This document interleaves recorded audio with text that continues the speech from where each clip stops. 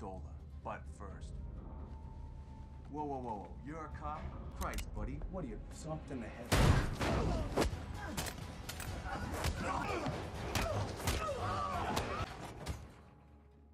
Who is it? Bang.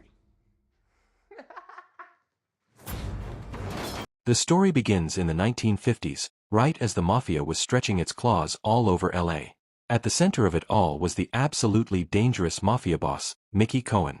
Now, Mickey wasn't just a boss because of his goons and guns, he was physically vicious. See, Mickey was a former Jewish boxer, and trying to beat him one-on-one was literally impossible. The police were scared of him, and honestly, so were other criminals. If any other gang tried to muscle in on his LA territory, Mickey would simply find them and kill them. He was politically plugged in, and no cop or politician dared interfere with his illegal, booming business. In short, Mickey was the unchallenged king of LA, and everyone bowed to him. During these dark days, a decorated World War II veteran named Sergeant John O'Mara joins the Los Angeles Police Department. John is brave, he's honest, and he's currently working on a devastating missing girls case. He's been tracking a lowlife who lures young women in with the promise of a modeling career, only to trap them in a prostitution racket. Today we're holding auditions. Really? Let's go. John follows this guy to a building, but his partner flat out refuses to go inside. Why? Because the building belongs to Mickey Cohen, and every LA cop knows to keep a mile away from Mickey's business. Mister, it's okay, really. I Get can't explain to him, bro. Look at what Daddy found. But John, driven by his duty, goes inside alone to save the girl.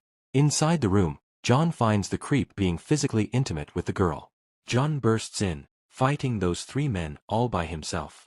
After brutally beating them down, he tells the girl to come with him to the police station. John arrests those three lowlifes and rescues the girl. But when he took those men to the police station, his supervisor immediately scolded him, and unbelievably, they got bail. His policeman friend, Jerry Wooters, told him to seriously stay away from Mickey and his men, because Mickey is a ruthless gangster, and literally no one goes against him. Jerry is a common police officer who has a strong network of reporters. In fact, he has a trusted friend in Mickey's gang, Jack Whalen, a gangster who provides him all the hot news of illegal businesses in Los Angeles.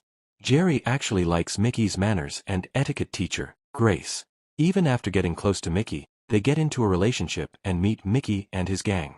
Mickey gets angry about the police station incident and burns the three men responsible for that mess because they got arrested, and he'll recover the building cost from the insurance company. Mickey's crimes are absolutely exploding in the media, and the city's press and public are demanding answers from Police Chief Bill Parker. Impressed by John's bravery, Chief Parker immediately calls him in.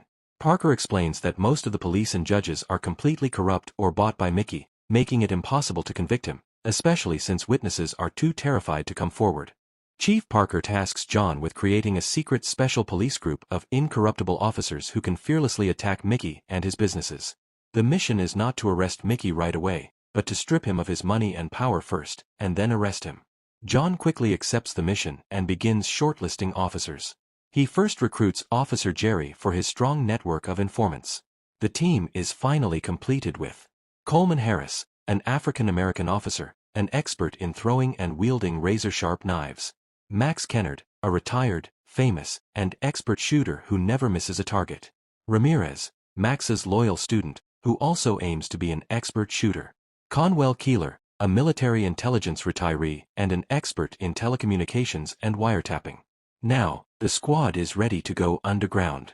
This squad is later dubbed the Gangster Squad. John instructs them never to carry IDs or badges so Mickey and his gang will never know they are police officers. The team targets Mickey Cohen's vast illegal operations, but their very first attack on one of Mickey's casinos fails disastrously. They encounter corrupt police officers bought by Mickey and rightly hesitate to shoot at uniformed personnel, forcing them to quickly retreat. Before the next attack, they prepare much better, sneaking into Mickey's house to install sound recording bugs. Using Keeler's incredible wiretapping expertise, they listen to every single one of Mickey's conversations.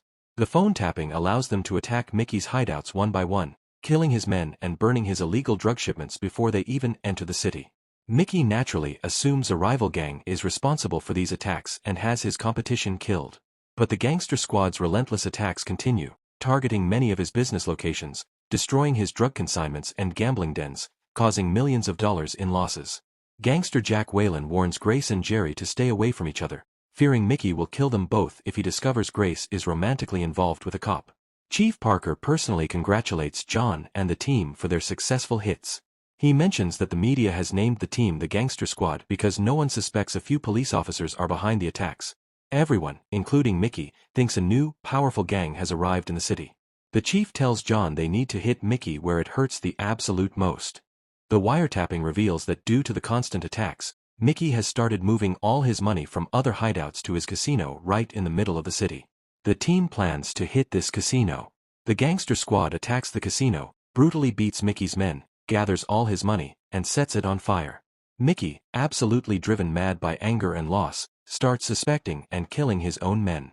However, one day his right-hand man tells him that the attackers burned the money, leading Mickey to realize his targets are not a rival gang, but police officers. He destroys his house and finally finds the bug the police used to listen to him. Mickey decides to use their technology against them, staging a fake drug deal over the phone, claiming a major drug shipment is arriving in Chinatown. The team rushes there to burn the drugs, but instead, they find Mickey's special man waiting with shooters. The attackers detonate a truck bomb, which John barely survives, followed by heavy crossfire. Coleman is injured, but the team fights back fiercely, forcing Mickey's gang to flee. Mickey's hitman tracks the team to their safe house, where Keeler is alone listening to the taps, and murders him. John and his team return to find Keeler dead, deeply hurt by the loss of a teammate. John then learns that Mickey's men also attacked his home, where his pregnant wife was alone. She barely escapes and later gives birth to their child. John feels emotionally weak after the attack on his family and team. The Gangster Squad loses morale, as Mickey now knows their identities. Mickey sends 2 men to kill Grace, but Jerry arrives just in time to save her. Jerry drops Grace off at Jack's house before planning to leave the city. Jack assures him he will keep Grace safe, as Mickey would never look for her in a gangster's home. Chief Parker calls John to shut down the operation, as the death of a team member has made all their identities public, putting the team and their families at grave risk. Mickey learns of Jack's friendship with a cop and arrives at his house with his men. Jack fights Mickey's 2 men barehanded but is no match for Mickey, who shoots and kills him. Grace witnesses the murder while hiding. To ensure his family's safety, John sends his wife and newborn child out of the city. Just as the team believes they have lost the fight, a frightened Grace comes to John's house looking for Jerry. She tells Jerry she witnessed Mickey murder Jack and is willing to testify in court. With a solid eyewitness, the team goes to a judge late at night and forces him to sign an arrest warrant for Mickey. John immediately gathers the remaining Gangster Squad members to make the arrest, as no other cop in the city is willing to do it. Mickey, however, is alert and has moved out of his home into a large hotel, surrounded by a small army of bodyguards armed with heavy weapons. The Gangster Squad arrives at the hotel with the warrant and demands Mickey come out. Mickey's guards mock them. Upon John's order, the Gangster Squad opens fire.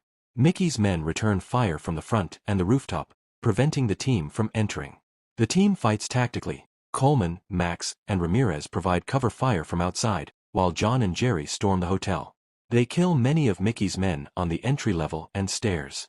However, Jerry is shot and tells John to go on alone.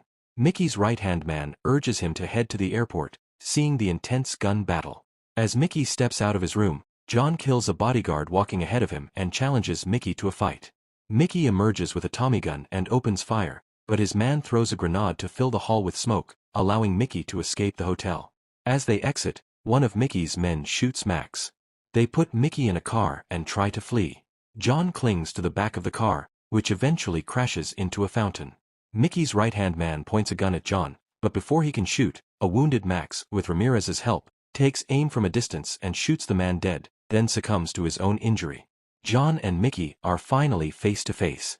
Mickey challenges him to fight like men, without weapons. Being an experienced boxer, Mickey initially overpowers John, raining punches on him. But John uses his smarts, dousing Mickey in the fountain and severely beating him. As John is thrashing Mickey, the local police, the public, and the media arrive. Mickey cries while being publicly beaten, and the people of Los Angeles finally understand that thugs like Mickey are not above the police. In the end, Mickey is sent to Alcatraz jail, where he is later killed by the other prisoners as revenge for killing Jack, a widely respected mob figure. Chief Parker gets the public credit for Mickey's downfall, and the Gangster Squad is officially disbanded. Ramirez joins the LAPD alongside Coleman. Jerry marries Grace. Sergeant John O'Mara resigns from the police force, finally starting a new, peaceful life with his wife and child. And that, my friends, is how a city was finally freed from the iron fist of a true crime king. If you enjoyed this breakdown, make sure to hit that like button, subscribe to Cinemaned, and thank you for watching.